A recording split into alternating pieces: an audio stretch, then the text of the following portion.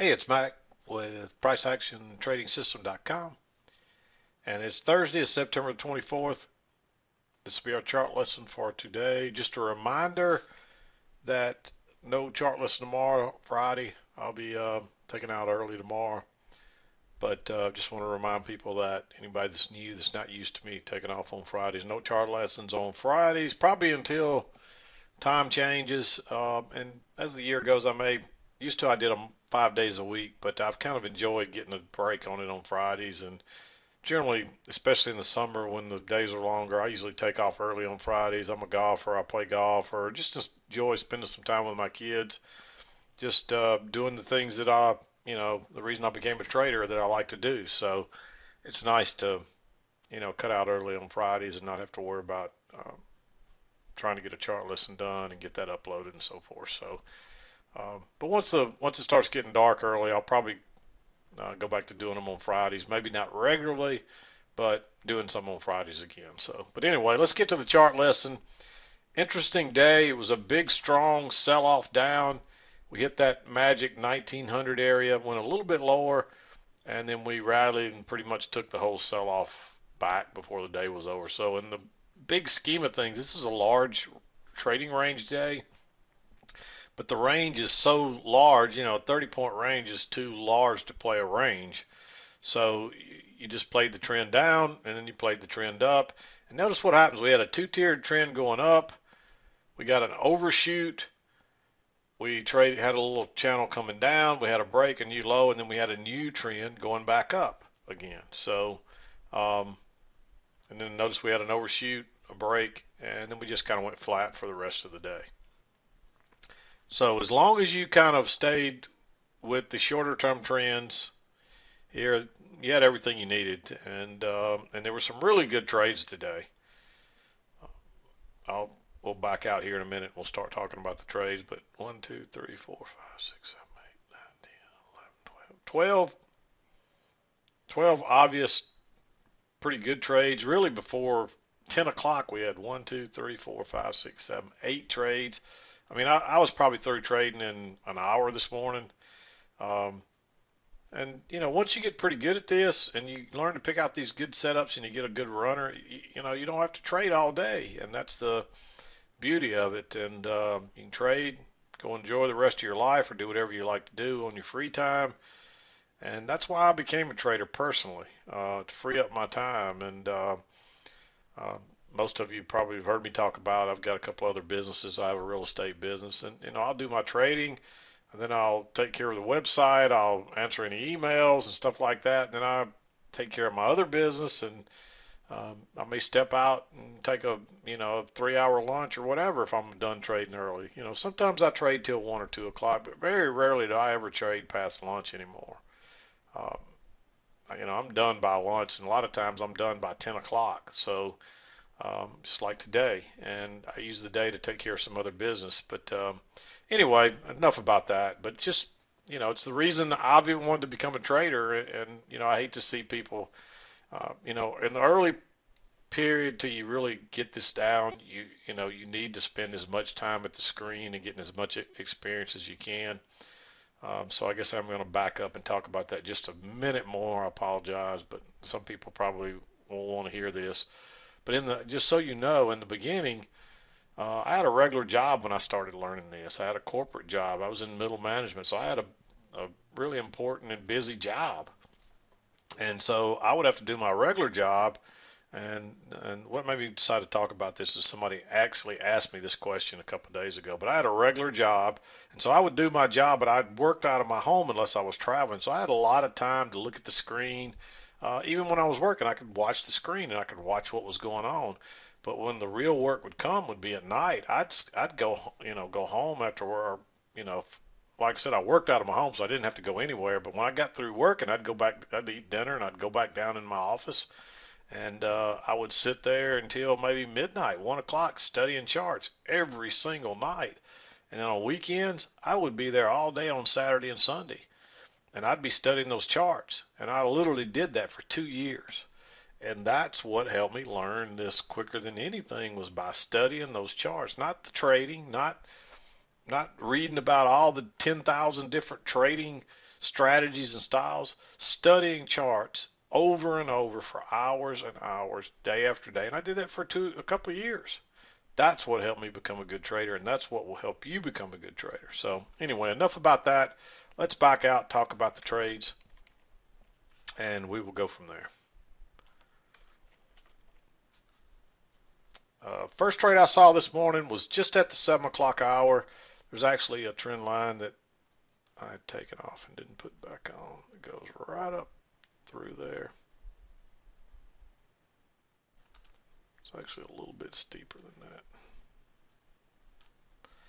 Well, I should have already had this on there, but it comes up right there. You get a break, close outside and move to a new high, and you get this big bearish bar that turns down. I like that. It's a second entry short. It's a big bearish bar. What I like about this one, let me make this a little bit bigger. The way I suggest, this is a big bar, and I get this question a lot. It's too, it's almost too big, and you'll get some that are actually too big to get in with a 2-point stop. So what I like to do on these is, this is your real signal bar, but it's too bullish. You can't go short there. But when you get this big, when you get that one tick higher than above this little double, there's a little double top right across there. And you get that 1 or 2 ticks higher, and then it instantly turns and gives you this big bearish bar. If and when prices break below this big bearish bar, you could just use a stop there, but you got to use a bigger, when I say use a stop, you could just use a sell stop right there. But then you got to have a much bigger safety stop. So what I like to do is, when it ticks one tick below this bar right here, this big bearish bar, this is your actual original signal bar, the green one. Go ahead and drop a limit order where that should have been, and see if it'll come back and get you. Now, being that conservative in a really strong sell-off, you may miss some trades. But that's one way to do it without, and just to see. The worst that happens is it doesn't back up and fill your order, and you miss the trade. But that's the way I actually would enter that trade right there. And it was a super quick drop, and then it comes back, and it gives you another second entry here.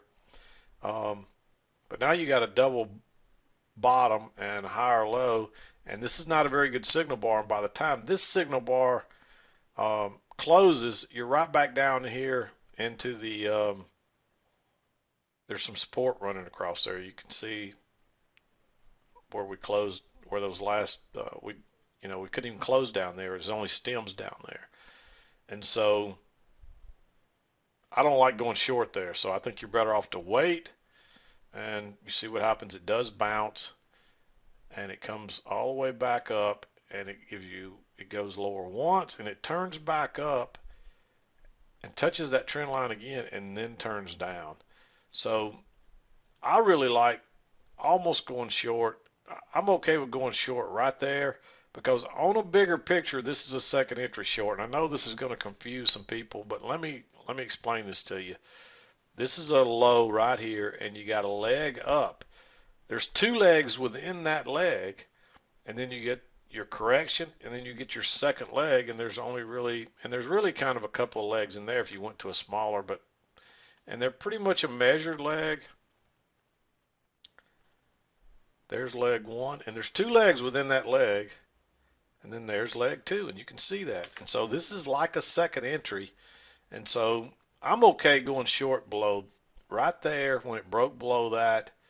And if you missed that one, if you wanted to wait on this one when it broke below it, drop a limit order. If you'd have been conservative to come all the way back up here, you'd have missed this trade. And this was a really good trade. So you might only go a tick or so back in that one. But I like using a stop there just for the reasons I just described. It's a perfect 2-legged move back. It's measured. It's almost a perfect measured leg. That trend line is, if you drew it off those first couple of bars, it's holding all the way down, and then it turns and just runs on down. But it comes back here and gives you another chance to enter, and it went higher first and then turns and goes out the low side. Just go short right there.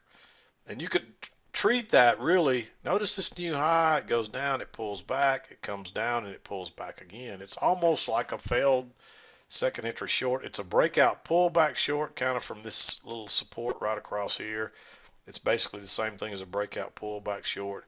But notice how that shorter term trend line, everything's closing inside of it. And then finally you get a little break here.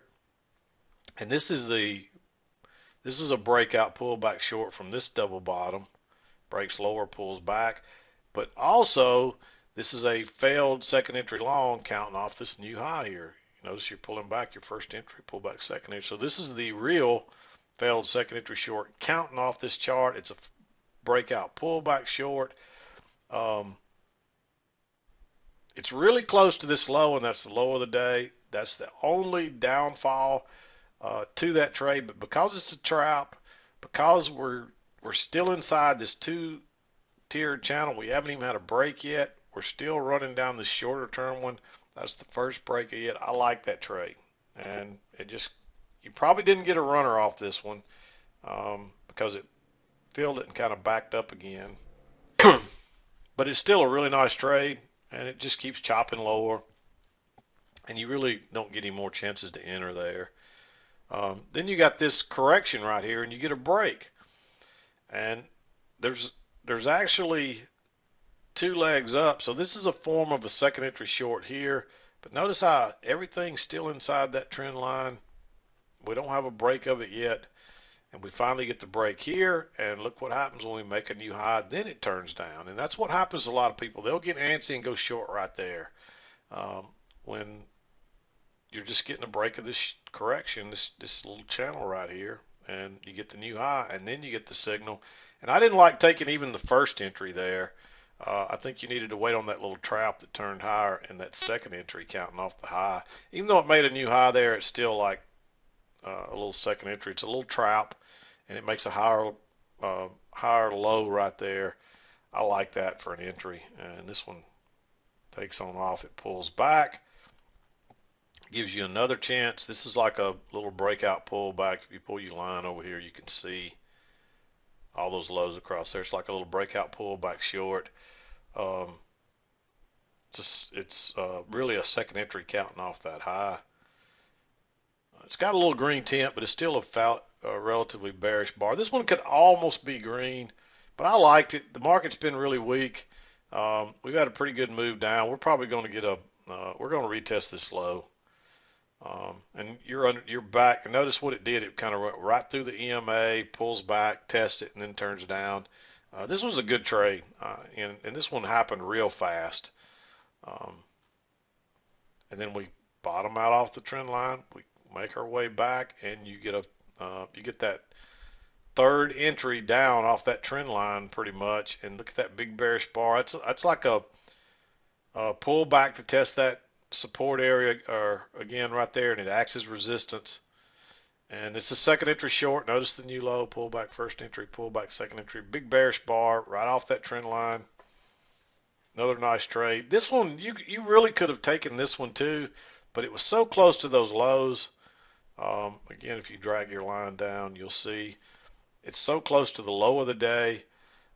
It's a pretty big bar. You're better off if you did take it to try to use a limit order and let it come back. But then by that time, then you get the breakout pullback long. And notice that this is a new high. It's higher than that swing high. So that's a failed second entry long as well. So there's a bunch of reasons to like entering right there. And it gives you just enough. And then it bounces. And, you know, technically you could go short again right there. But this thing is, you can see the momentum on this channel. It's waning over to the right side. This one's waning over to the right side. You know, I'm going to give that one a green one because I remember agonizing over it myself. But I was pretty much done for the day, and I didn't break my rule of going back in. But doggone it, I would have taken that trade if I hadn't. So I'm going to give it a green one. There's a lot of reasons to like it. Again, it's another breakout pullback short. It's you know, it's a retest of this. It turns right down, and on a smaller level, there's two legs in there. It's a fairly bearish bar. So, and then I don't recommend anything else from there. And again, it's even tempting to go long right here. Look what happens. This is that.